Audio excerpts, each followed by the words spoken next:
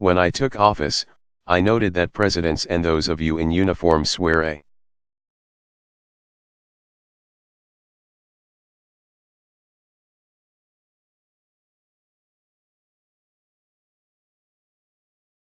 similar oath to protect and defend this country and the Constitution that we cherish.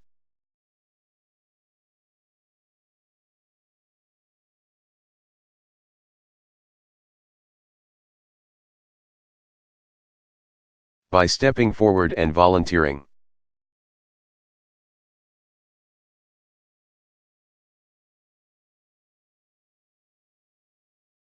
By raising your right hand and taking that oath, each of you made a solemn pledge.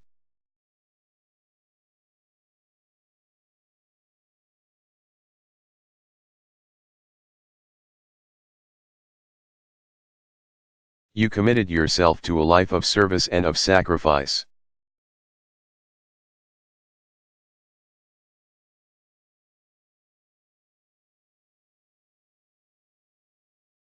And I, in turn, made a promise to you, which, to the best of my abilities, I've tried to uphold every single day since.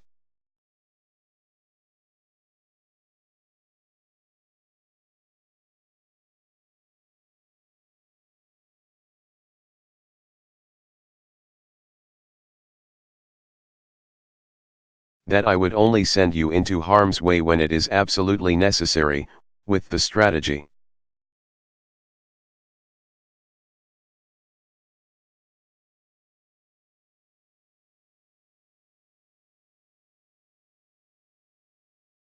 The well-defined goals, with the equipment and the support that you needed to get the job done.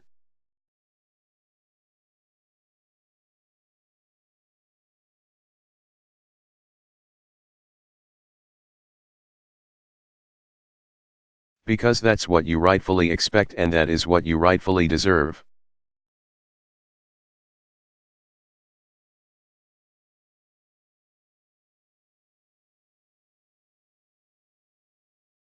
I made that pledge at a time when less than 1% of Americans wear the uniform.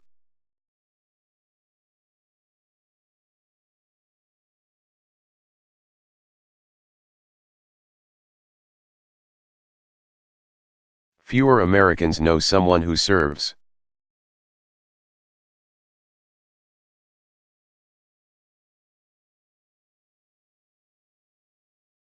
And as a result, a lot of Americans don't see the sacrifices you make on our behalf. But as Commander-in-Chief,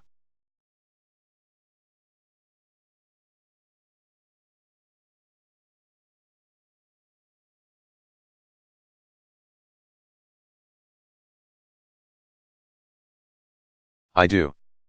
I've seen it when I looked into the eyes of young cadets.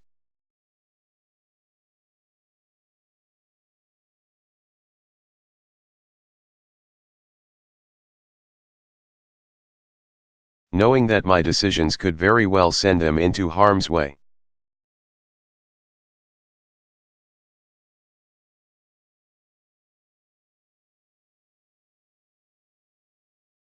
I've seen it when I visited the field at Bagram and Baghdad far from your families.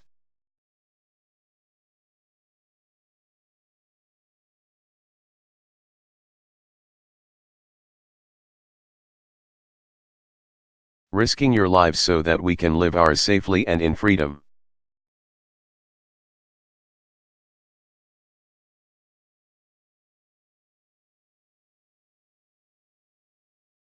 And so you've inspired me, and I have been humbled by you consistently.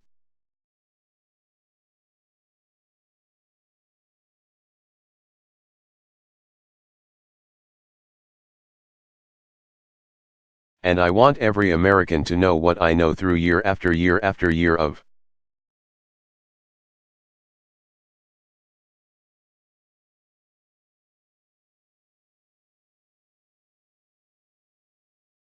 continuous military operations. You have earned your place among the greatest generations.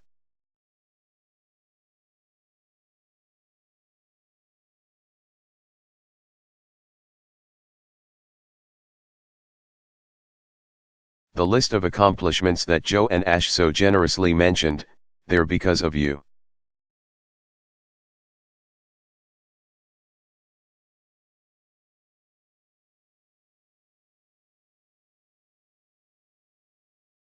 It's what I tell my staff, I'm the front man, but you're the ones doing the work.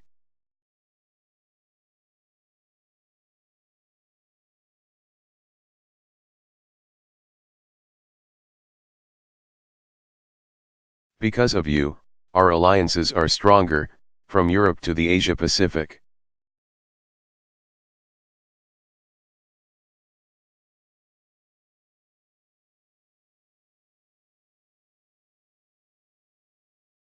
Because of you, we surged in Afghanistan.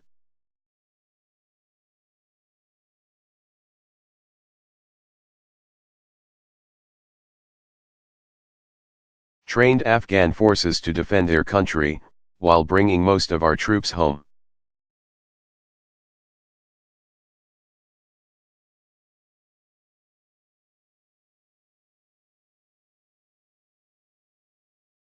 Today our forces serve there on a more limited mission because we must never.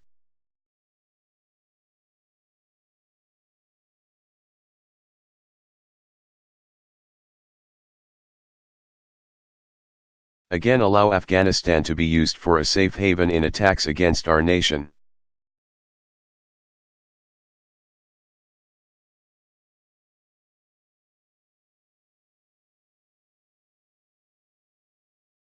It's because of you, particularly our remarkable special forces, that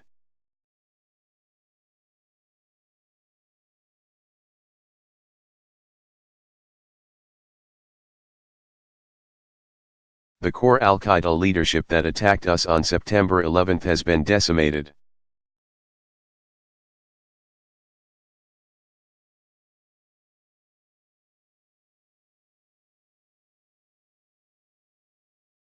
Countless terrorist leaders, including Osama bin Laden, are gone.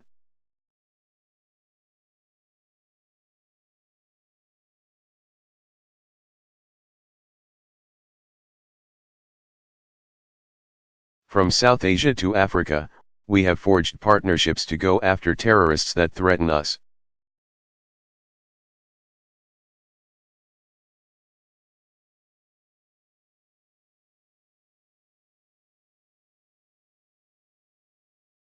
Because of you, we are leading a global coalition against ISIL.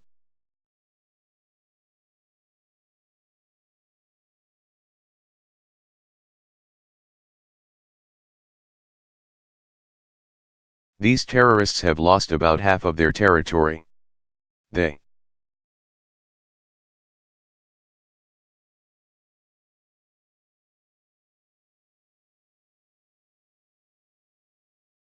are losing their leaders.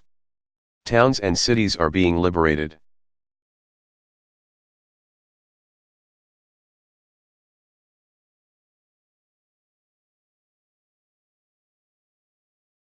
And I have no doubt this barbaric terrorist group will be destroyed because of you.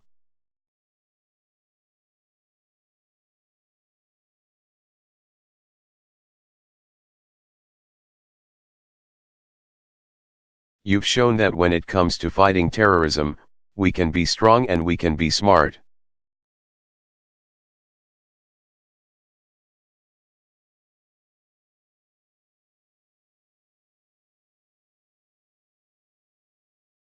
Not by letting our forces get dragged into sectarian conflicts and civil wars.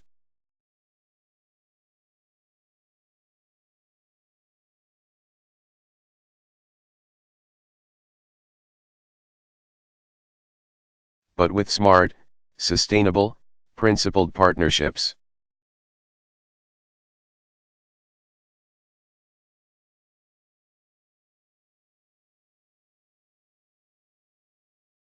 That's how we've brought most of our troops home nearly.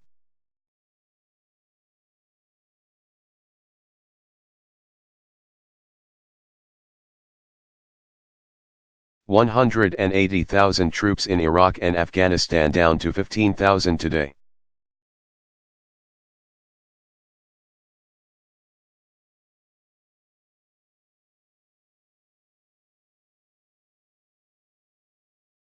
That's how, even as we've suffered terrible attacks here at home, from Boston to Orlando.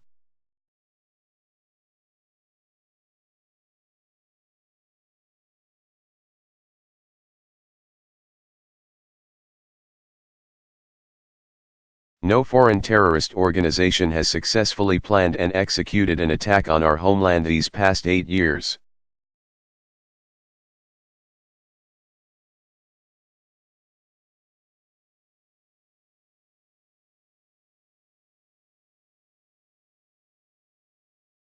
Because of you, the world has seen the awesome reach of American armed forces.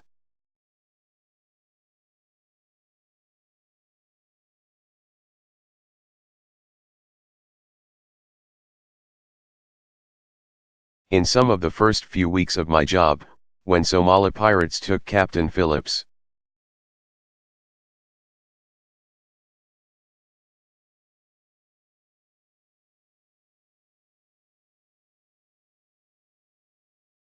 later on, when they kidnapped Jessica Buchanan, it was you that went in and you that risked everything.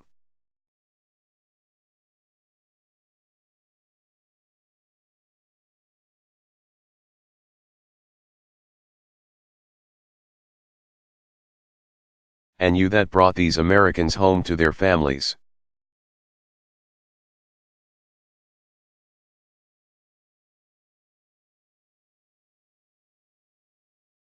The world has seen your compassion to help you deliver in times of crisis.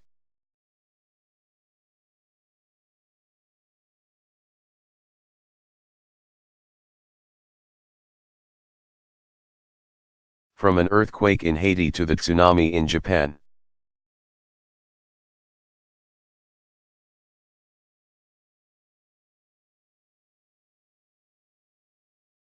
Think of Ebola and the countless lives this armed forces saved in West Africa.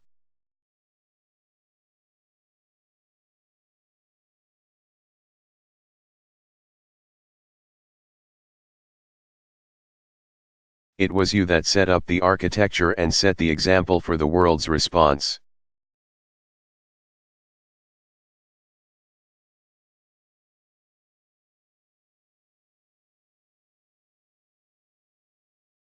One woman in West Africa said, "We thanked God first and then we thanked America second for caring about us."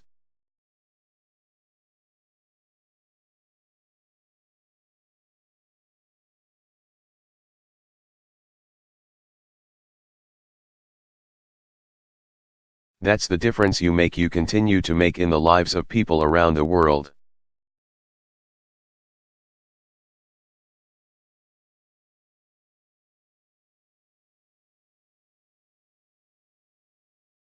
As you know well, with service comes great sacrifice.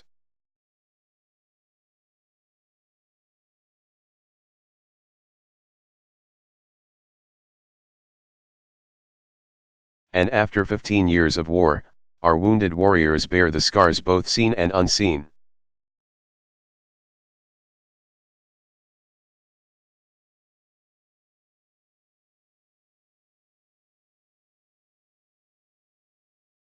In my visits to their bedsides and rehab centers, I have been in awe.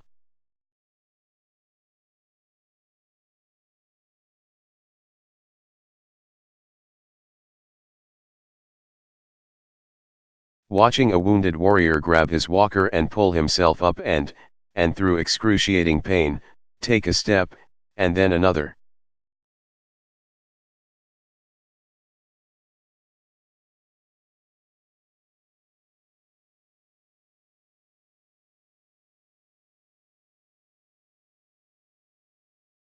Or hearing troops describe how they grappled with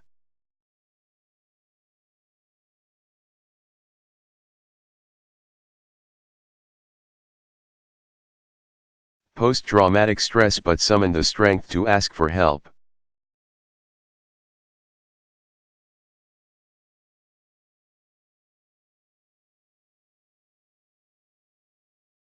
As a military and as a nation, we have to keep supporting our resilient and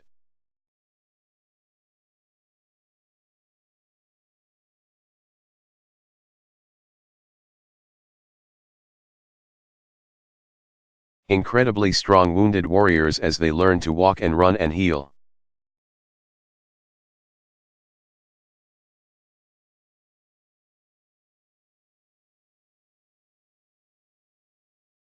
As they find new ways to keep serving our nation, they need to know that we still need your incredible talents.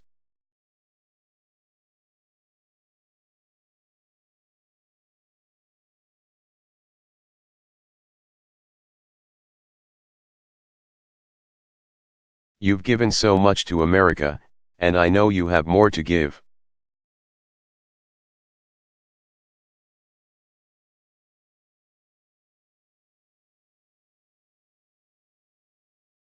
And then you have not seen the depths of true love and true patriotism until you've been to Dover.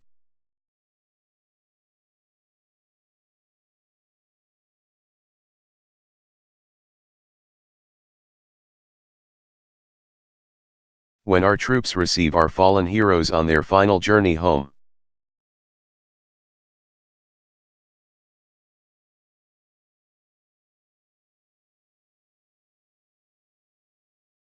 Until you have grieved with our Gold Star families who've given a piece of their heart to our nation, a son or a daughter.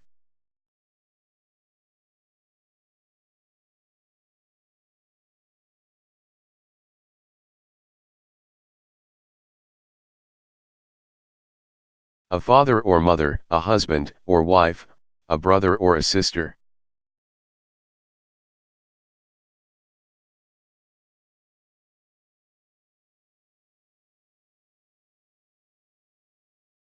Every one a patriot. Every single one of these American families.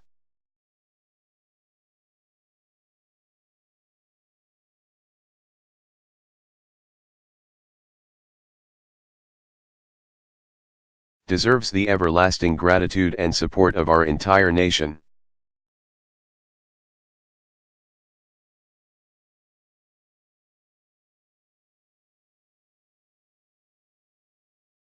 Today, after two major ground wars, our armed forces have drawn down, and that is natural and it is necessary.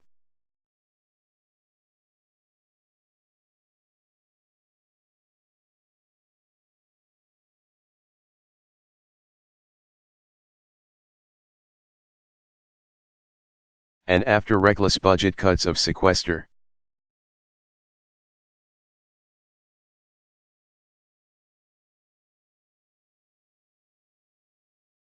We need to keep improving the readiness, and the training, and modernizing our forces.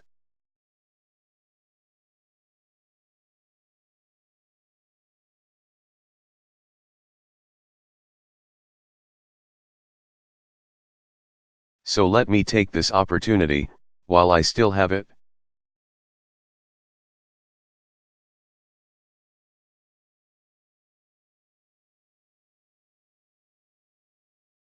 to appeal to our friends from Congress who are here. We cannot go back to sequestration.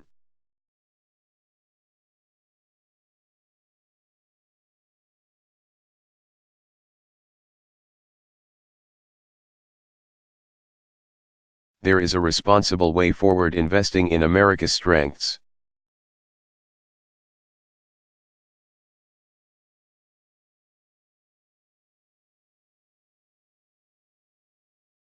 Our national security and our economic security.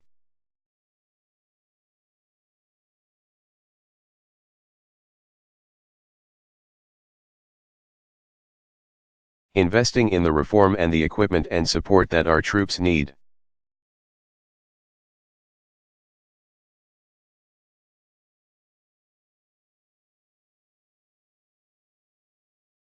Including the pay and the benefits, and the quality of life.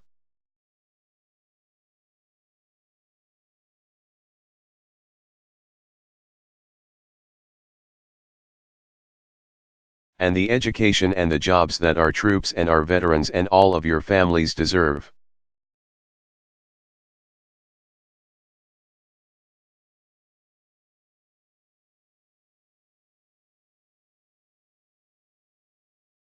But make no mistake, even with the challenges of recent years, and there have,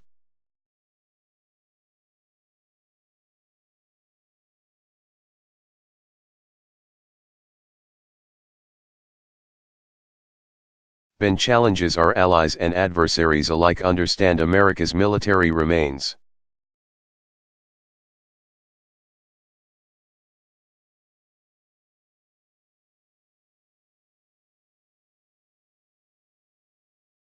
By far, the most capable fighting force on the face of the earth.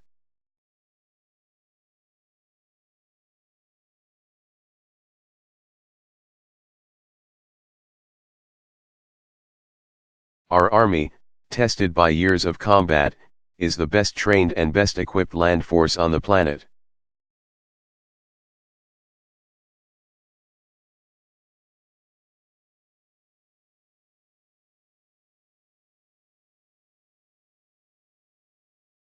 Our navy is the largest and most lethal in the world, on track to surpass 300 ships.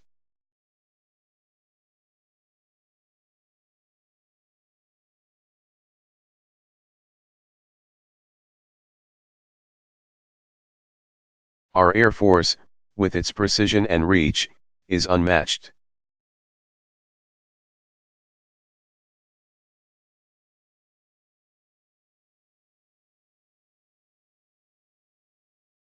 Our Marine Corps is the world's only truly expeditionary force.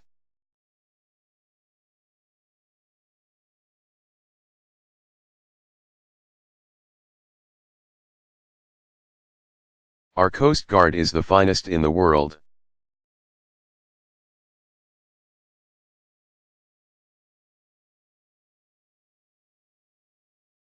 And we're also the best because this military has come to welcome the talents of more of our fellow Americans.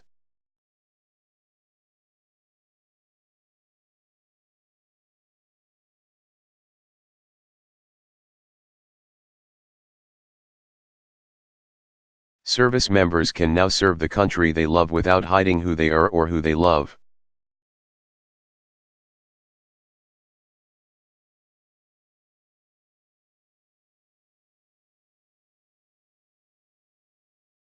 All combat positions in our military are now open to women.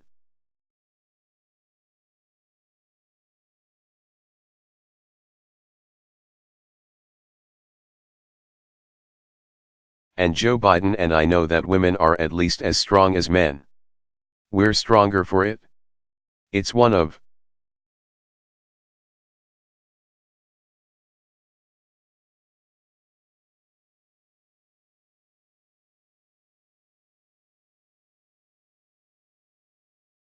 the reasons that our military stands apart as the most respected institution in our nation by a mile.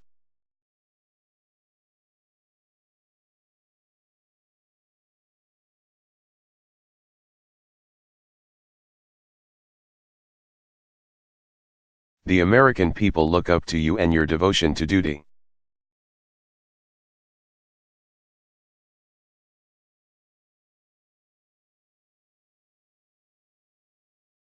And your integrity, and your sense of honor, and your commitment to each other.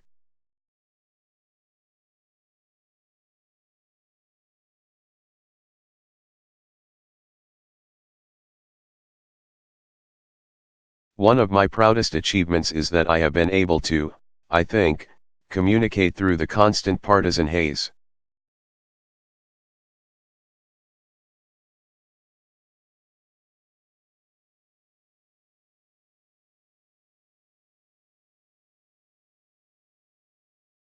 Along with so many others, how special this institution is.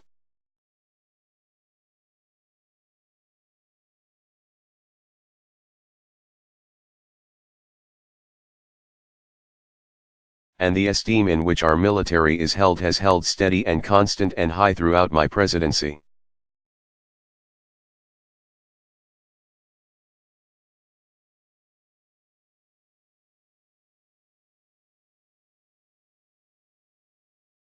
And I'm very grateful for that. Because you remind us that we are united as one team.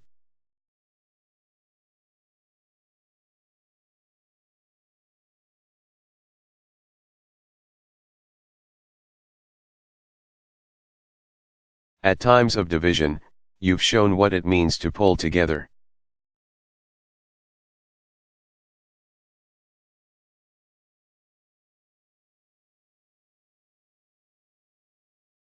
So my days as your commander-in-chief are coming to an end.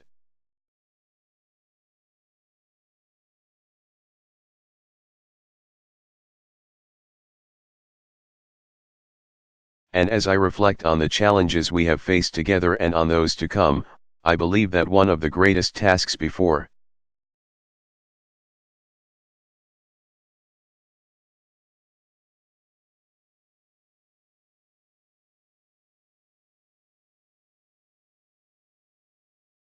our armed forces is to retain the high confidence that the American people rightly place in you.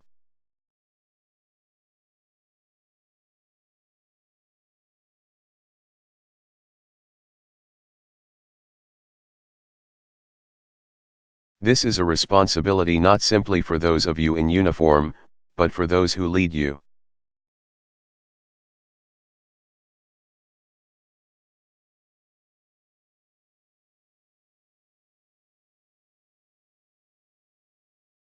It's the responsibility of our entire nation.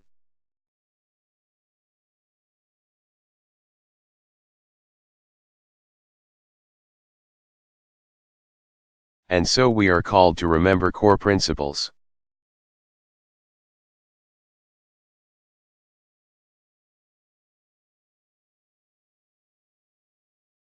That we must never hesitate to act when necessary to defend our nation, but we must also never rush into war.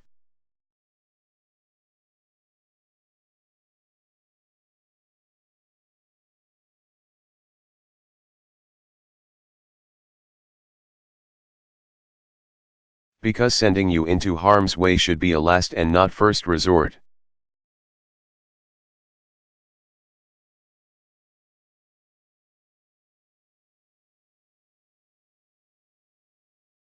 It should be compelled by the needs of our security and not our politics.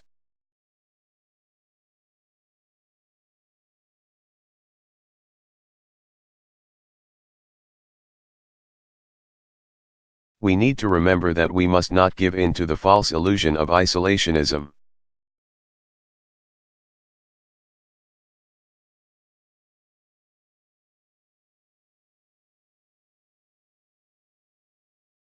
Because in this dangerous time, oceans alone will not protect us.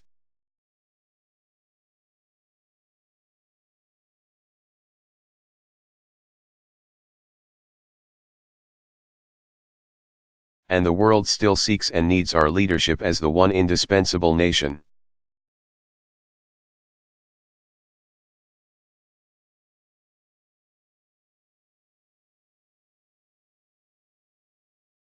We have to remember that our military has to be prepared for the full spectrum of threats.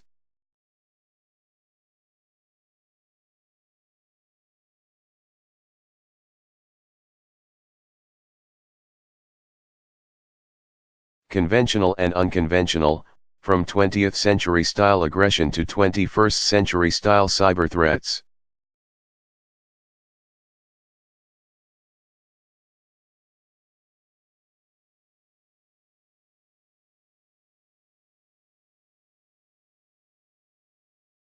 And when we do go to war, we have to hold ourselves to high standards and do everything in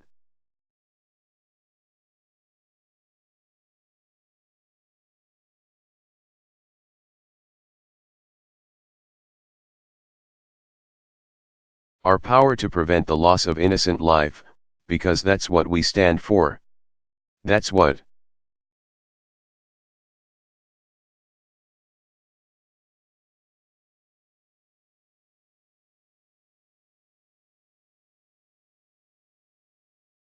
we should stand for. We have to remember that as we meet the threats of our time.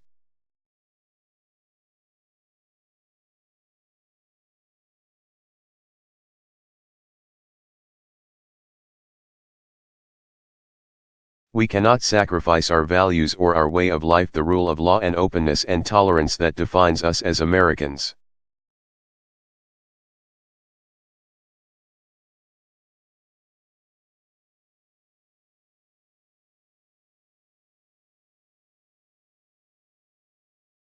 That is our greatest strength and makes us a beacon to the world.